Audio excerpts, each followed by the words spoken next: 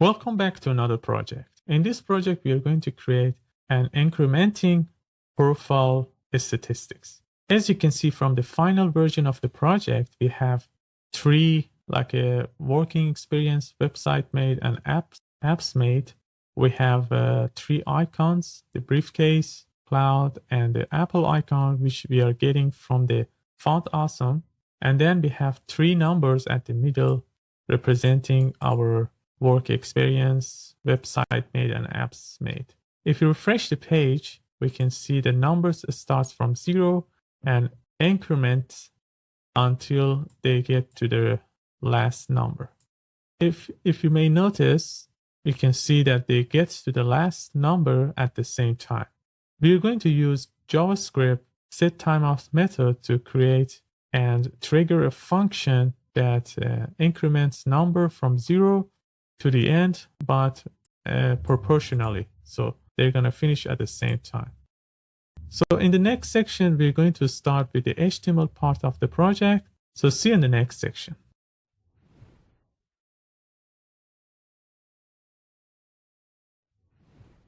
All right, let's start our project. First, we open the Visual Studio Code, and here we close the Get Started tab. In the File menu, we click on the Open folder. I would like to create the project in my desktop, but you can create it anywhere you like in your computer. So we click on Desktop, we click on the New folder to create a new folder, and we name the folder, for example, Profile Statistics, which is the name of our project. We just write Profile Statistics. And here we click on the Select folder. We close the Get Started tab again, and now we can create our HTML file. So on the left side, which is the Explorer section, we right click and we click on New File. We name the file index.html and we press Enter. As you can see, now we have the index.html file on the right side, which is completely empty, obviously, but we can use an exclamation mark to create an HTML5 boilerplate. So we write an exclamation mark and we click on the first auto suggestion. Now we have the HTML5 boilerplate. In the boilerplate, the first line is the doc type, which tells the browser which version of HTML the page is written in. In our case, we are using HTML5 and we just need to have HTML here. Then we have the HTML tag, which covers both of the head and the body tags. The length attributes in opening HTML tag sets the language of the page, and in our case, the language is English.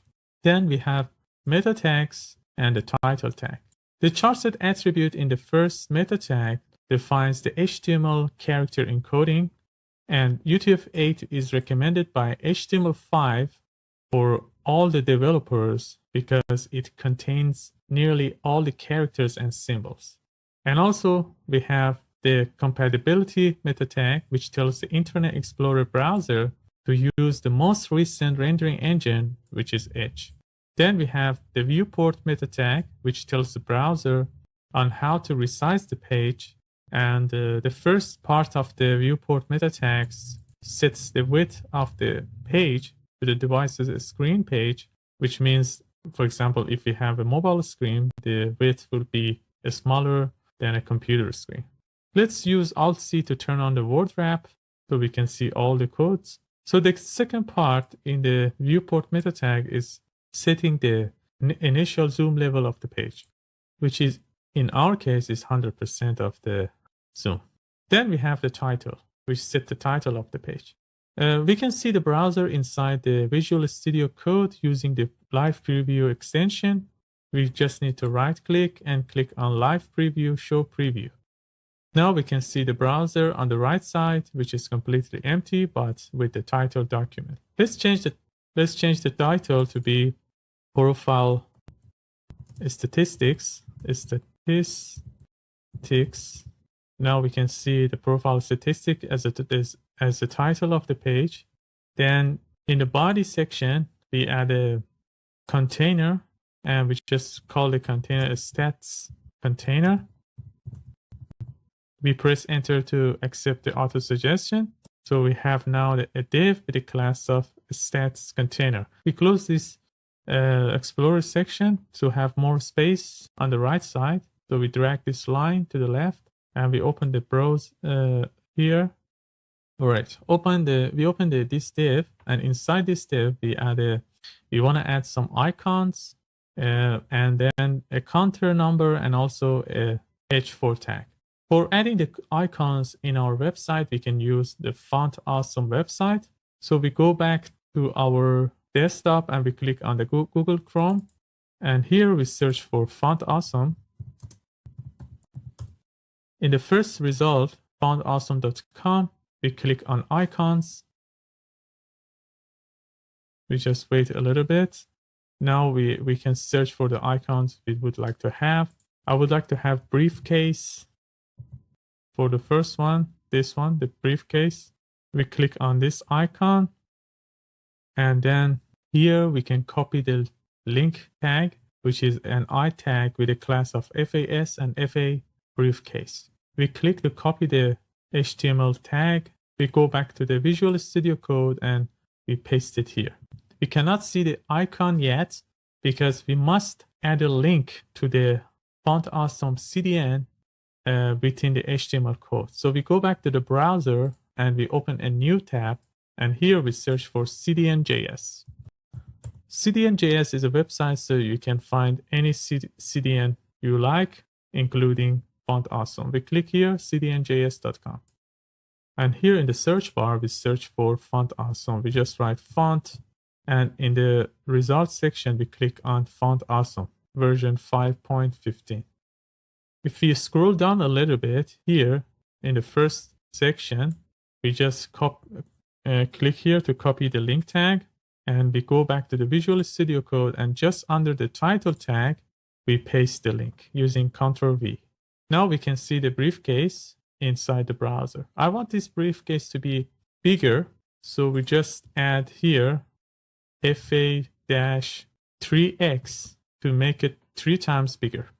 After this briefcase, I want to add a counter div. We just add a div with a class of counter, and we just want to add some number. For example, we want to add, I want to add 15 as a work experience.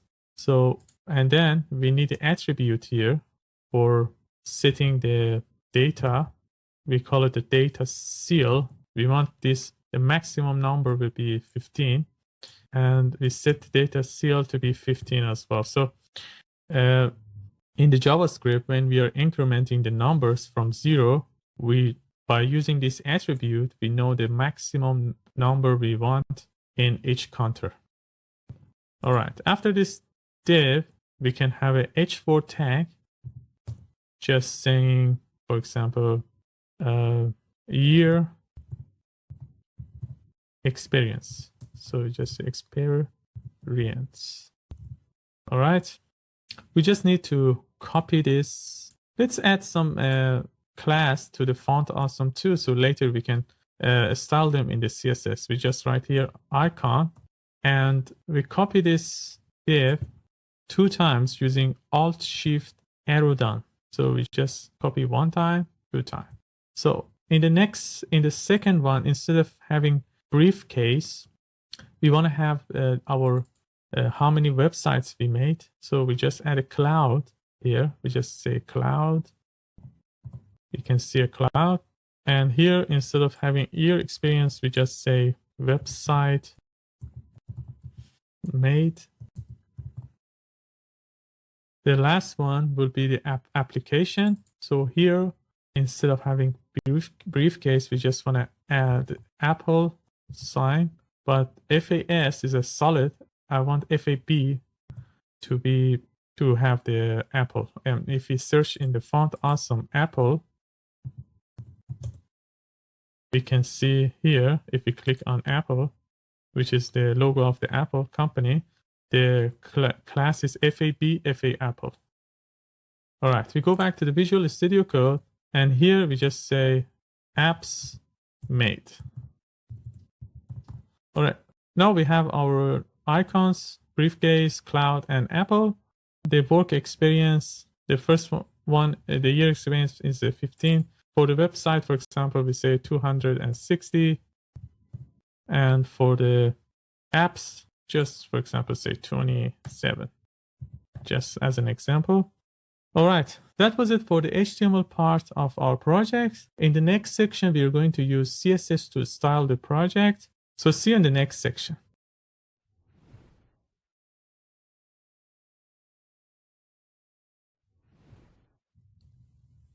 All right, in the last section, we have finished with the HTML part of our project. In this section, we're going to start using CSS for styling our project. First, we create a CSS file. Here, we open the Explorer section using Ctrl-Shift-E. And on the left side, in the Explorer section, we right-click and we click on the new file. We name the file style.css. Before using CSS in our project, we must add a link to the CSS file within the HTML code. So we go back to the index.html and we scroll up a little bit, and just at the end of the head tag, we add a link tag. We just write link and we click on the third auto suggestion, the one with the CSS. Now we can use CSS in our project. We just save the file using Ctrl-S and we go to style.css and we start styling our project. First, we start from body section. We just write body. We open a set of curly braces, and first we remove the space around the body element using margin 0. We just need to remove the default margin of the body. Just write margin 0. As you can see in the browser, we don't have any margin around the body section. Then we can use first we remove the Explorer section so we can have more space. Then we can use display flex to be able to bring the items to the center horizontally. So we write here display flex. As you can see, the items came next to each other. That is very good. Then we can use justify content center to bring them to the center horizontally. In order to bring the items to the center vertically, we just first need to set the height of the body to be 100% of the viewport height. So we just write height 100 VH, which means 100% of the viewport height. Then we can use align item center to bring the items to the center vertically. Also, we can use text align center to bring the items, inline items to the center. Let's change the background color to be, for example, yellow. Then we change the font family to be, for example, cursive. All right, that was it for the body section. Let's add some margin around each container and also set the width and height for them. In the index.html, the div that covers each counter is the stats container. As you can see, we have 3 stats container, which is related to each of these items. So we go back to style.css, and here we just target the stats container. We open a set of curly braces. We add a margin here first. We just say margin 20 pixels. And let's add some border. We just make the border dotted. Now we can see them. Let's change the color of the border to be green. And let's change the width, the mean width, to be 200 pixels. So we can see them now like this. And then we have the height to be 100 pixels. So yeah, let's bring these icons to the top center of the box. And also we want this to be responsive when we have a smaller size. They come at the top of each other. So we want the body, the flex direction to be column when we have a smaller screen. So we can add it here. We just add a media query. And here, instead of a screen, we just say a max width to be, for example, 500 pixels. And then we just say body flex direction to be column. Let's try it. Yeah, now we can see them on the top of each other when we have a smaller screen. Let's change this to 600. Yeah, that's better. And we can bring this briefcase or cloud to the top as well. So we just target this icons. We have icon class for all of the icons, 1, 2, 3. So we target them here. We just say dot icon, and we position them absolute, but we want this to be absolute in relative to its container. So we just change the position of this to be relative, and then we just say top minus 20 pixels, or maybe 30 pixels. And then we bring them 50% from the left. But the 50% from the left actually bring these icons, the edge of the icon to the center. But we can use transform translate x minus 50 pixel to bring them to the center, like a perfect, the middle to be in the center. Now let's target this number so we can see them. So the number has a class of counter. So we just say dot counter. Let's increase the size first. We just set it to be 50 pixels.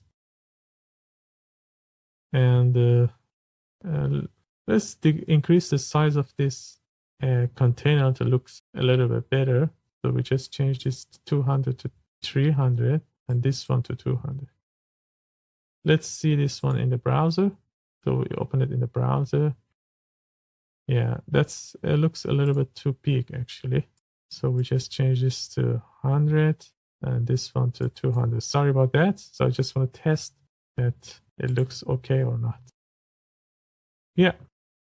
Let's bring this counter to the center and decrease its size. Now the counter, where is the counter? Yeah, just let it to be 40 and we bring it to the center. We just position this to be absolute first, and then we bring it to the center by just saying left 50%, and this one brings the edge to the middle. So we just change the transform translate x to minus 50%, and then we just need to add some padding to the stats container. Just say 20 pixels. So the counter is almost in the middle. We just need to bring this text to the bottom. So we just target them because they have the tag h4. So we just can say here at the top, we just say, or we target them under this. We just say stats container h4. And we position them first absolute, and we bring them to the bottom. Just say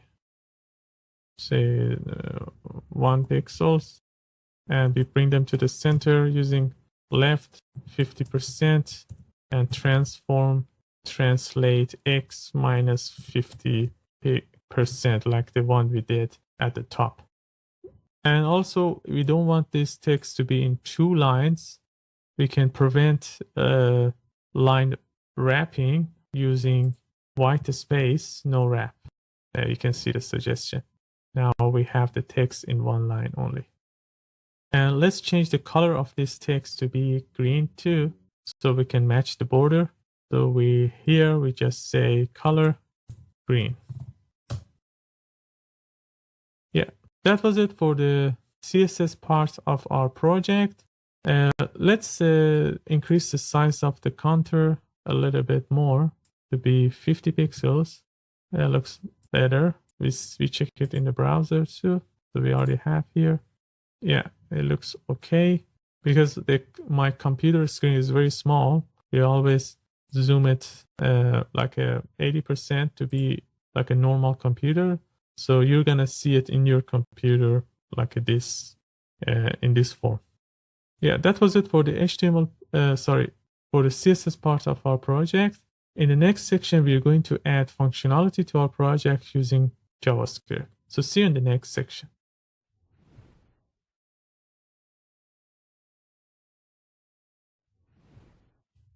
All right, in the last section, we have finished with the CSS part of our project. In this section, we are going to start adding functionality to our project using JavaScript. So let's go back to the Visual Studio Code. We decrease the size of the browser, and here in the left, we open the Explorer section. We use Ctrl-Shift-E to open the Explorer section. Here we can right-click and we click on the new file to create our JavaScript file. We name the file index.js and we press enter. Before using JavaScript in our project, we must add a link to the JS file within the HTML code. So we switch to the index.html, and just at the end of the body tag, we add a script tag and we click on the second auto suggestion, the one with the src.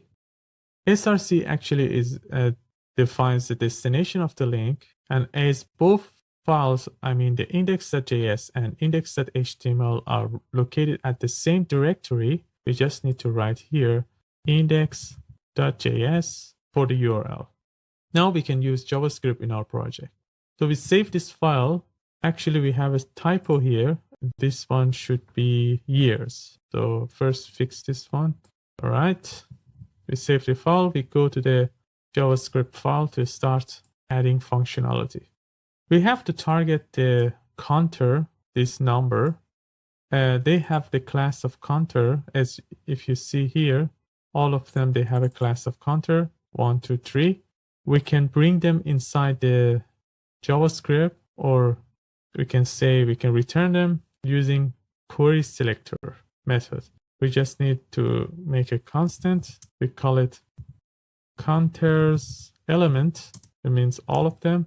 And we just inside the document, we use query selector all because we want to bring more than one counter. So we just inside a parenthesis, we add a double quote and we say dot counter.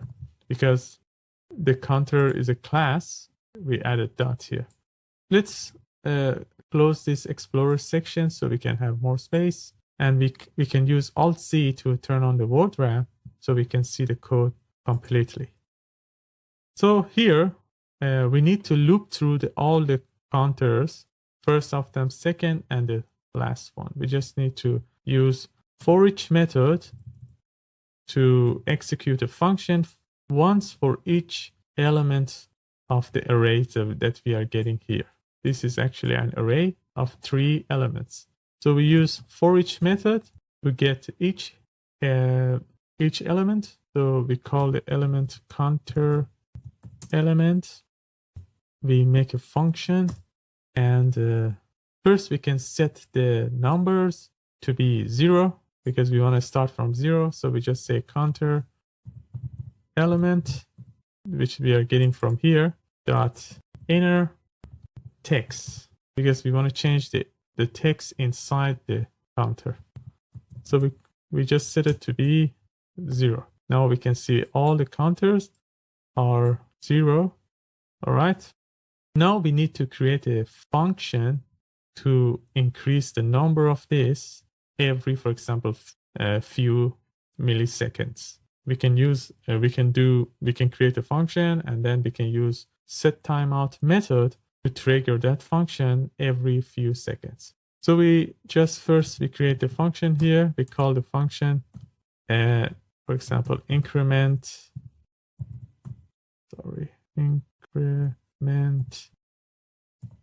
counter. First, we need to call this function here. We just call it here. And inside this body braces, we add our function. First, we need to get this number, the 0. So we just say current number, or current, just say current num, and we make this one as a variable. Current num is equal to counter element dot inner text, but this one is a string actually. We should convert this one to number, so we can add a plus at the beginning. And also we want to get this data seal. So we want to know what is the maximum number that we can reach. So we create another constant. We just say const, because we don't want to use it again. We can just say constant. Actually, we don't need this one let to. We just, because we never use them again, we don't want to change this one again. So we just say const data seal. Oh, sorry, seal equal to this counter element. We want to get this attribute. For getting the attribute, we just need to, we can use the get attribute method. We just write get attribute, and inside the parentheses, and instead of a double quote set, we just write data seal, the same as this. All right. So now we have the current number and the data seal. We can console log data seal, and we check them in the console. All right. So we just open the DevTools pane, and we can get, now we are getting the data seal. The first one is 15, 260, and 227. All right. Next, we need to set how many increment the number should be. For example, this one goes from 0, 1, 2, 3 to 15, and this one is 250. We cannot increase it 0, 1, 2, 3 because we want all these numbers to reach to their data seal at the same time. So we need to have some, as we call it, increment number. So we make another constant, and we just say increment, and we just want this data seal, whatever the data seal is, divided to the smallest one, because this one, we want this to be 0, 1, 2, 3 to 15, and this one, we want it to be exactly like this and finish at the same time. So we target the smallest number, so we just say here 15. So this one would be 1, and this one would be a big number, like around 10. So now we have the increment. So each time we have to update the current num. So in this case, that actually should be lit. So I made a mistake here. Sorry about that. So we just say current num equal to its previous value plus this increment.